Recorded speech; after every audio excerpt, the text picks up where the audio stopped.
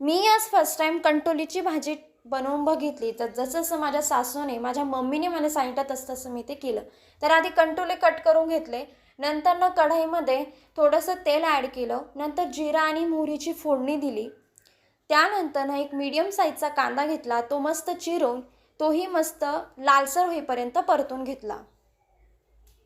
नंतर एक मीडियम साईजचा टोमॅटो कट केला. तोही मस्तपैकी परतवून घेतला. टोमॅटो थोडा सॉफ्ट होण्यासाठी मी चिमूटभर मीठ घातलं आणि 2 मिनिटं झाकण ठेवून परतवू दिला.